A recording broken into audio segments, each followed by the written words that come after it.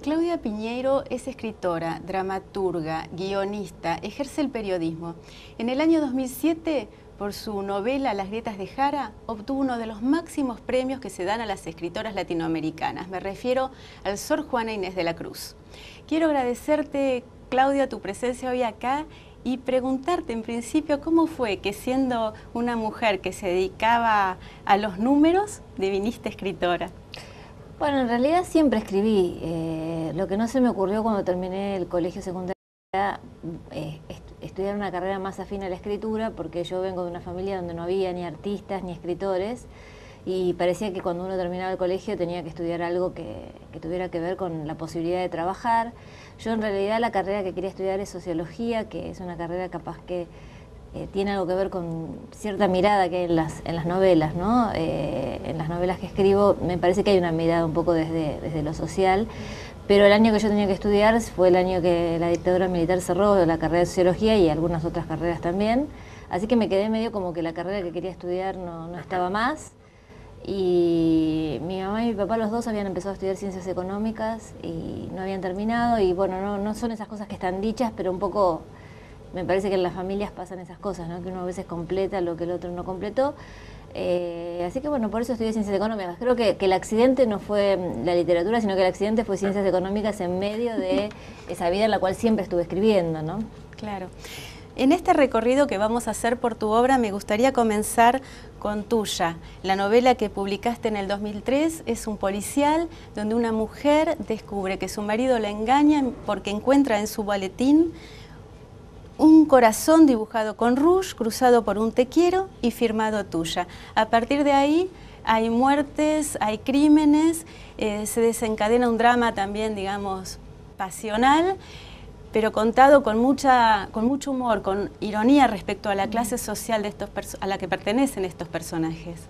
Sí, yo creo que digamos, el humor está permitido a partir de que es un monólogo interior, ¿no? Y es la cabeza de la protagonista. Yo en realidad había empezado a escribir esto como un guión, y en un momento me di cuenta que lo que más me interesaba era lo que pasaba por la cabeza del personaje, y eso en un guión es un poco difícil de plasmar. Entonces me dije, no, a lo mejor esto me parece que es más para ficción, y fue así que lo empecé a transformar en una novela. Y lo que más me interesaba era trabajar eso, ¿no? ¿Qué se le cruzaba por la cabeza a esta mujer que tenía toda su vida armada, que le parecía que no importaba mucho la realidad de puertas adentro, sino lo que se mostraba hacia afuera? Hay mucha cosa con el que dirán y con las apariencias. Y bueno, así fue surgiendo esta cabeza, ¿no?, de Inés, que es donde transcurre la novela, básicamente, ¿no? Claro, y esto que también se ve y que vos dijiste del tema de lo sociológico que aparece en tus novelas, ¿no? Yo ahora pienso en La viuda de los jueves, que aparece en el año 2005, por la que recibís el premio Clarín, y justamente Saramago dijo que ahí haces un análisis implacable de un microcosmos social en acelerado proceso de decadencia. A mí me llama la atención que esta novela tuvo tanta repercusión en el público, ¿no? Porque a veces los premios literarios no van acompañados por una gran cantidad de lectores. Esto fue como un boom también de lectores. Y pienso que tiene que ver tal vez con los temas que tocaste y que tocaban la sensibilidad justamente de esos lectores. Por ejemplo, la crisis social y económica que atravesaba el país, los crímenes y muertes en los countries, el tema de la droga, el tema de la adopción y de la discriminación. Bueno, la pintura de una clase social que se presenta como la clase la gente bella, la de las casas bellas, pero que esconde un lado oscuro. Sí, yo cuando escribí esa novela lo que quería era escribir una novela que transcurriera en la década de los 90 y que terminara cerca de la crisis del 2001, ¿no? Un poco y ponerme desde el punto de vista de una clase social que no era la afectada directa. O sea, sí, estos personajes están afectados por la crisis, pero digamos, da la sensación como que hubo otras personas que salieron del circuito social, se cayeron del sistema, ¿no? Esta clase poco más acomodada y además no se siente responsable de lo que pasa, cuando en realidad durante todos esos años hay marcas que indican hacia qué rumbo está tomando el país, ¿no? Entonces quería contar eso, esa cosa de como aprovechar la situación sin tomar conciencia de lo que está sucediendo, ¿no?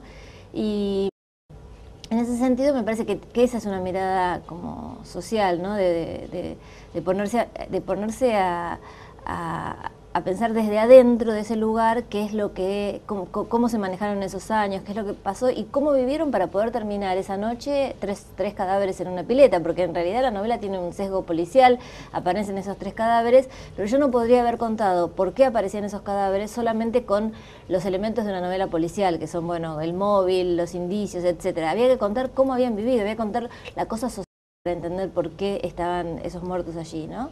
A mí me parece que fue... ¿Por qué una novela como esta vendió más de 300.000 y se sigue vendiendo? Y hoy es una novela que mucho en los colegios secundarios, me llaman muchas veces de colegios secundarios que las están trabajando. ¿Por qué pasan esas cosas? Es imposible de saberlo, por lo menos para mí, ¿no? Como vos decís, el premio seguro ayudó y que Saramago, Rosa Montero y Belgrano Rawson hayan sido los jurados, pero también el premio dio otros años otros ganadores que no tuvieron este recorrido. Entonces se suman a eso, me parece, otras cosas. Quizás en esta novela se suma que era una historia que la gente estaba esperando que le contaran, ¿no? Un mundo ahí que se sospechaba de determinada forma, pero que no estaba puesto en palabras, ¿no? A veces los escritores bajamos a palabras cosas que andan dando vuelta por ahí. El tema de los crímenes en los country fue azaroso, porque yo la novela la escribí antes de que empezara, digamos, el primer crimen en un country que tuvo repercusión pública fue el de García Belsunce, y yo la novela la escribí antes, salió publicada después. Bueno, uno termina una novela, ganas el concurso, sale la novela publicada, pero yo cuando lo escribí no estaba pensando en los crímenes o los country. Lo que sí estaba pensando es otras cosas, ¿no? Que quería escribirlo en una novela de los 90, que los countries y barrios privados funcionan en el policial de manera muy buena como cuarto cerrado. Lo que antes era el cuarto cerrado en el policial, estos lugares donde para acceder tenés que pasar por tantas controles, funcionan como cuarto cerrado. Si alguien de los que están acá adentro mató, si aparece un muerto, es que lo mató alguien que entró, sino o que vive acá, no hay muchas otras posibilidades. Entonces, en ese sentido era un buen cuarto cerrado. También era un buen escenario para cruces entre los personajes, porque una novela de los 90 podría haber transcurrido en una torre de esas inteligentes que hay en Palermo, por ejemplo, ¿no? Que la clase social hubiera sido la misma. Pero quizás en esos lugares hay menos cruces dramáticos entre los personajes. El que vive en el piso 23, a lo mejor el del 19 ni sabe quién es.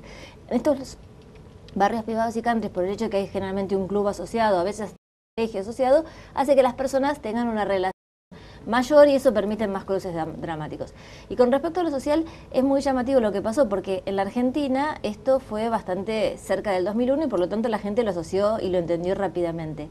En Europa el libro empezó a tener como mucho más repercusión después de la crisis del 2008, porque después de la crisis del 2008 dejó de ser una novela de la Argentina, sino que hasta me decían que había capítulos que ellos sentían que eran premonitorios porque es lo que después le pasó a ellos. No, lo que pasa es que nosotros esas crisis las conocemos, no solo la del 2001, sino muchas anteriores que hemos tenido, y para ellos quizás la del 2008 fue como la primera crisis económica que pegó en estos sectores, ¿no? Claro, como que captaste algo del espíritu de la época. La Viuda de los Jueves fueron llevadas al cine por actores así muy relevantes argentinos. ¿Vos participaste en el proyecto?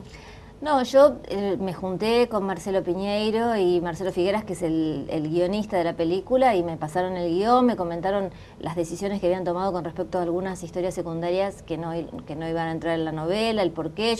Después me pasaron el guión cuando estaba el primer borrador, porque los proyectos de cine son proyectos de mucho dinero, de mucho esfuerzo involucrado, y el escritor es cordial y está bien que nos pasen los guiones, pero si nosotros pudiéramos modificar todo sería dramático para el proyecto. Y por otra parte, yo siento que el director tiene que hacer con ese texto, que es lo que da pie a la película, su propio hecho artístico, ¿no? Entonces me encanta que él un texto y haya hecho su propia película, que a mí me gustó mucho, y yo vi el guión con el espíritu de ver, bueno, si hay algo que a mí me puede molestar, alguna decisión me afectan, pero después las decisiones artísticas son exclusivamente de él y de Marcelo Figueras, que es el guionista, ¿no? Claro. Sí, justamente te iba a preguntar cómo te sentiste con la película y bien. Sí, muy bien. En el año 2007 publicás otra novela también de corte policial, Elena sabe, pero ahí das un giro de tuerca, yo creo, muy importante, porque me parece que el policial termina siendo como una excusa para contar un drama muy terrible. Es el de la mujer protagonista que sufre la enfermedad de Parkinson y que intenta probar que existió un crimen. Que no se suicidó su hija, Sí. sino que la mataron, ¿no? Sí, yo creo que el policial es una excusa casi de estructura en la novela, ¿no? A mí me sirve a veces la estructura del policial porque hay un enigma y una búsqueda de la verdad. Pero en el caso de Elena sabe, la que busca la verdad es el personaje, Elena, y el lector creo que sabe mucho antes que ella cuál es la verdad. A veces acompañarla en ese camino, que es un camino, en realidad la novela transcurre en un viaje desde Bursaco hasta Belgrano, un viaje que cualquier persona lo podría hacer en 2 horas, 1 hora y media, no sé, y que sería algo sencillo, y para esta mujer que tiene el cuerpo tan afectado por la enfermedad, es casi una cuestión épica, ¿no? De subirse al tren sola y llegar hasta ese lugar, ¿no? Entonces, mientras ella hace ese recorrido, va descubriendo cosas con respecto a ella, a la relación con su hija y a la muerte de su hija que hasta entonces no había podido ver. Pero creo que te vuelvo a decir, ¿no? Que el policial, como decís vos, hay elementos del policial, está la estructura del policial en cuanto a enigma y búsqueda de la verdad, pero ese enigma para el lector se devela mucho antes, solo para el personaje no se devela tanto antes, ¿no? Y vos quisiste hacer un cambio después de Las viudas de los jueves, porque acá hay algo que es muy intimista y hay un relato donde se va perfilando todo el tiempo, por ejemplo, el tema de la enfermedad. Sí, a mí me es muy difícil, no sé si le pasa a todos los escritores, cuando te hacen preguntas sobre qué quisiste hacer en concreto, responder, porque a veces son preguntas que uno se hace a posteriori, y eso decía Antonio Tabucchi en un libro que se llama Autobiografías ajenas, ¿no? Que uno muchas veces te hacen preguntas y hasta las respondes y después te crees que eso es la respuesta. Pero cuando vos te pones a escribir una novela, vos a veces aparece una imagen, se mueven esos personajes, empezás a escribir y querés contar esa historia. Pero no lo pensás en términos de voy a contar esta historia porque quiero cambiar de Las viudas de los jueves a una historia intimista. Es la historia que te dieron ganas de contar en ese momento, de buscar el lenguaje adecuado. Creo que el lenguaje es bien distinto al de Las viudas de los jueves, la forma de la prosa, etcétera.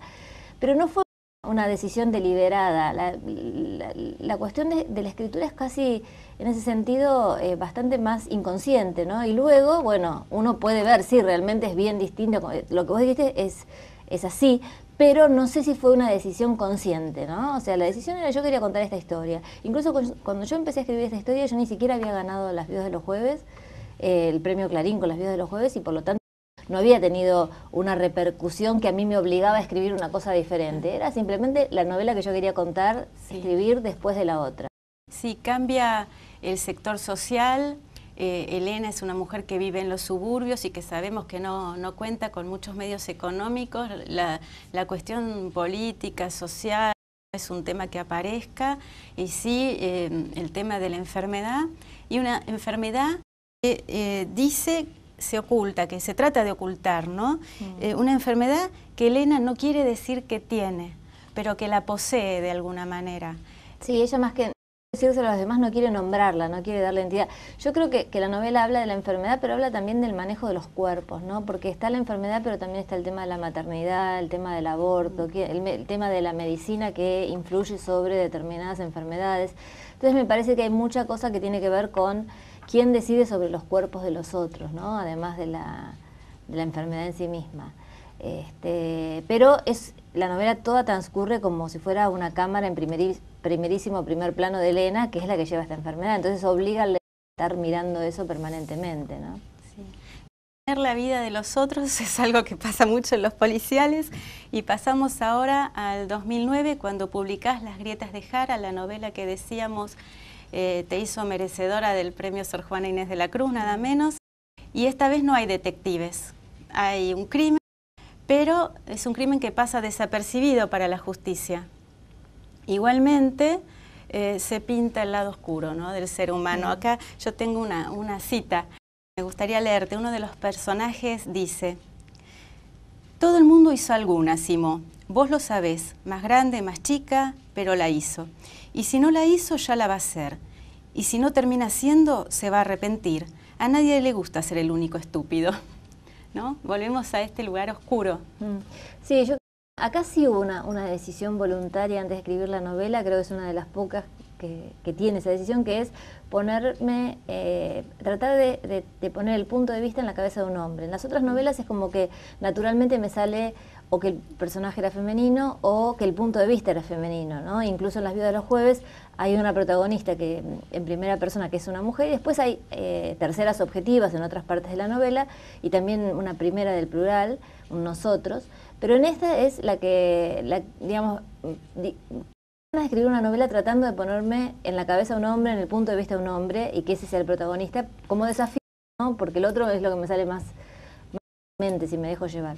Entonces, bueno, Pablo Simó es el protagonista, y un poco la frase que vos decís, lo que tiene que ver es con la crisis del capitalismo, ¿no? Con decir, bueno, a mí me piden que yo sea honesto en un sistema donde las reglas del juego no son tan honestas, ¿no? Ahora hace poco salió en los diarios, no sé si salió acá, pero salió en los diarios de afuera seguro, que la tasa LIBOR, que es una tasa que determina un montón de préstamos y de cuánto vamos a tener que pagar y cuánto no vamos a tener que pagar, y que tiene que ser algo que sale de un promedio, estaba manejada por los bancos muy importantes como el Barclays y otro. Entonces vos vas y pagás tus deudas con una tasa que te dicen que es un promedio de cosas, y después te enterás que es todo mentira y que ellos la manejan como quieren. Entonces, en ese sentido es la frase de Simón. En el sentido de yo me tengo que ajustar a las reglas del mercado, pero las reglas del mercado también es un mercado que no es honesto. Entonces, ¿por qué yo tengo que ser el honesto en un macro deshonesto, ¿no? Sí, el personaje masculino en otra época podría haber sido un héroe, ahora es una especie de antihéroe, se maneja, se dirime entre la mediocridad y una salida que también es una de época, ¿no? Una salida en otros tiempos inesperado para el personaje. Es lo que puede hacer ahí. Yo en general en casi todas las novelas pienso que la novela no termina y que ese personaje después hace otra cosa, pero en este momento, en esta novela, era lo único que él podía hacer como pequeña venganza, ¿no? Hacia esas reglas que se le imponen. Llegamos a Betty Boo, que es tu última novela, publicada en 2011, también se trata de un policial, pero hay un guiño que me gustaría resaltar, porque una de las protagonistas es una escritora de novelas policiales, es muy exitosa. La llaman la dama negra de la literatura argentina, pero cuando intenta publicar una novela de amor, la crítica la destroza, los lectores no la siguen.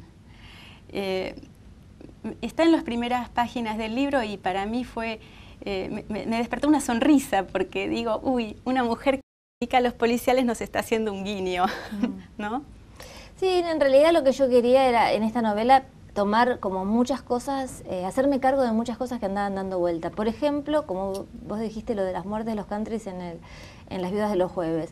Después de Las viudas de los jueves, que es una novela que tuvo tanta distribución, que la leyó tanta gente, que se hizo una película, etcétera, de alguna manera uno queda asociado con esa novela a pesar de que hayas escrito muchas otras cosas en el medio.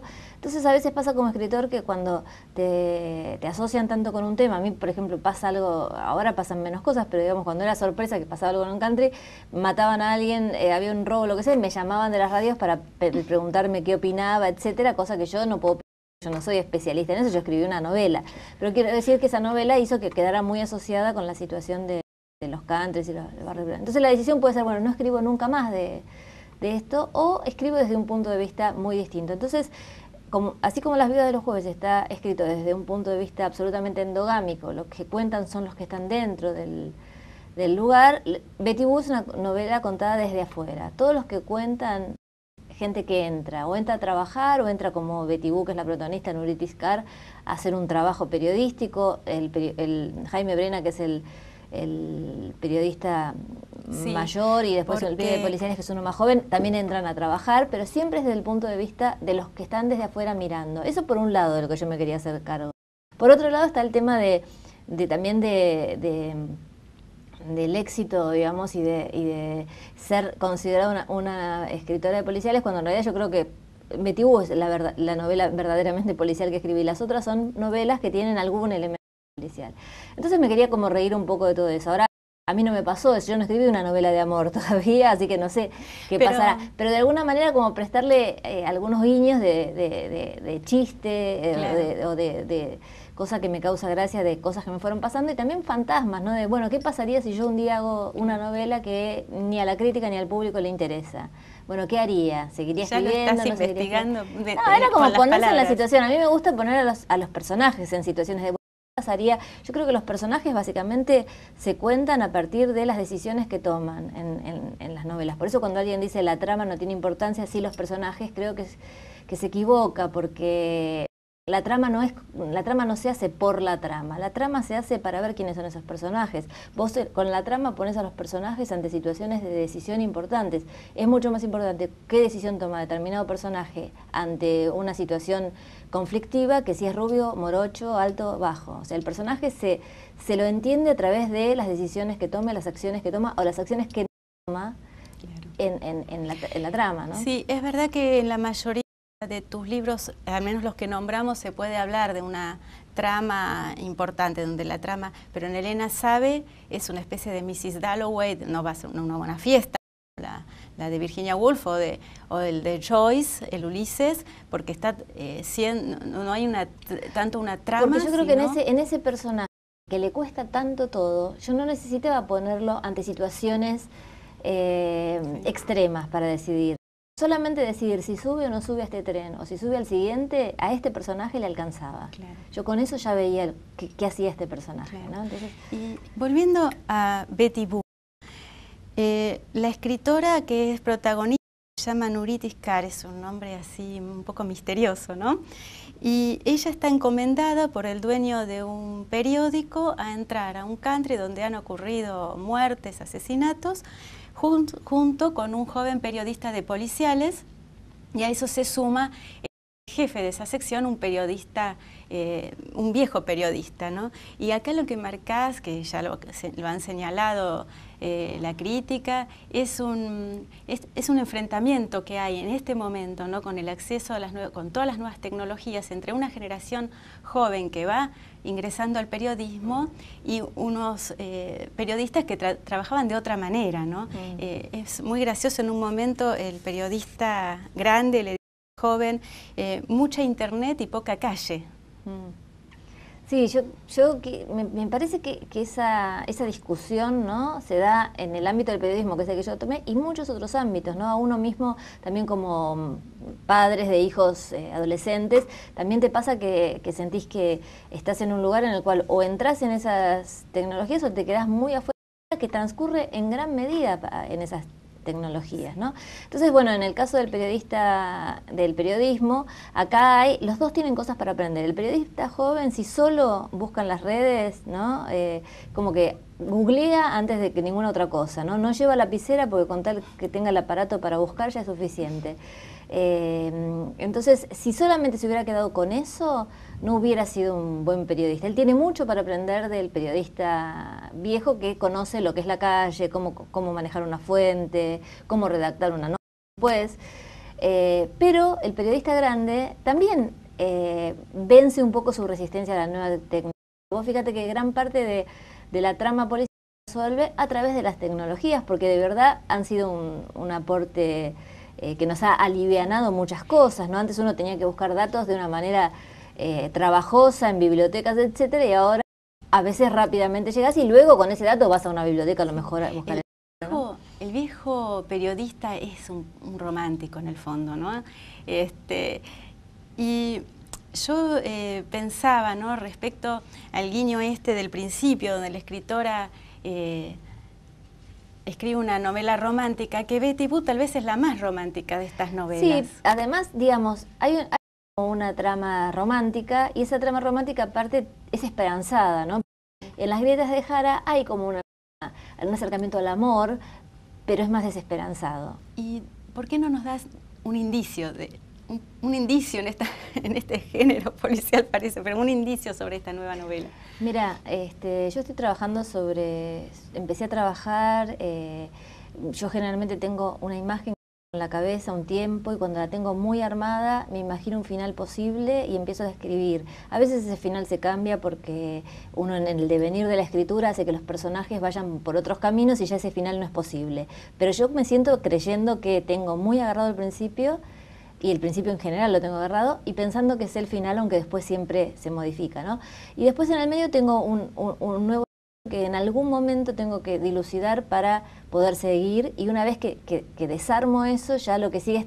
Y yo estoy un poco en esa etapa, ¿no? Que desarmé ese escollo de la mitad y ahora voy a sentar y escribir lo que me queda, que es bastante, pero que no me resulta perturbador en cuanto a que tengo que resolver algo, ¿no? Tengo resueltas algunas cosas y lo que tengo que hacer es trabajar y escribir, la parte más linda, ¿no? Y me cuesta explicar de qué se trata porque uno a veces siente que hay que leer las novelas para poder explicar, ¿no? A veces pasa que cuando en la editorial te traen tu libro nuevo y te muestran la contratapa y la contratapa dice de qué se trata, pues decís, ah, mira, se trataba de esto también, porque en realidad para vos son personajes, es una historia, es un manejo del lenguaje, pero no lo pensás tanto en ideas abstractas, de qué se trata, ¿no? De todos modos es una novela también que yo creo que de alguna manera es bastante distinta a Betty Boop, un poco con Las viudas de los jueves, tiene la figura de muy presente y es mucho más evocativa que mis otras novelas, ¿no? Entonces estoy trabajando como en esos planos, ¿no? De la evocación y de una cosa más intimista, que generalmente me pasa después de escribir una novela como puede ser Las viudas de los jueves o Betty Boop, que es tanto más moderna, ¿no? De alguna forma. Bueno, muchas gracias, Claudia, y pronto se desvela el misterio de tu nueva Ojalá, novela. ojalá. Muchas gracias. Bueno, gracias a vos, Irene.